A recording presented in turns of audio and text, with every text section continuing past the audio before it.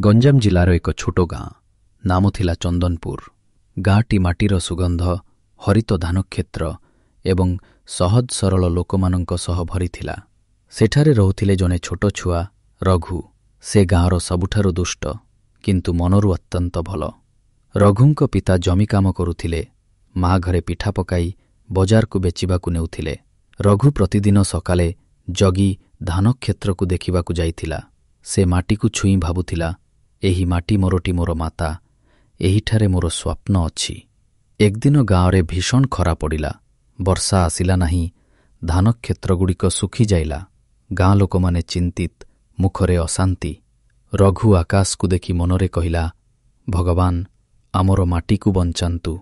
ସେ ଗାଁର ଛୁଆମାନଙ୍କୁ ନେଇ ଛୋଟ ଏକ ପାଲା କାଟିଲା। ମାଟିରେ ଜଳ ସଞ୍ଚୟ କଲା।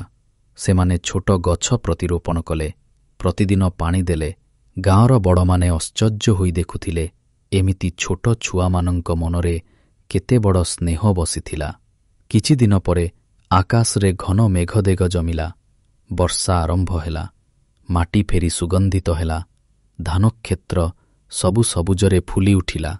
ଗାଁର ସବୁ ଲୋକ ରଘୁଙ୍କୁ ଆଶୀର୍ବାଦ କଲେ, ତୁ ଆମର ମାଟିକୁ ଚାହିଁଲୁ, ଏହି ମାଟି ତୁକୁ ଦିନେ ସ୍ମରଣ କରିବ। ସେଇଠାରୁ ରଘୁ ନିଜକୁ ମାଟିର ପୁଅ ଭାବିଲା। ତାର ସ୍ୱପ୍ନ ହେଲା ଗାଁର ପ୍ରତ୍ୟେକ ମାଟିକୁ ସୁଖୀ ନୁହେଁ, ସୁଫଳ କରିବା।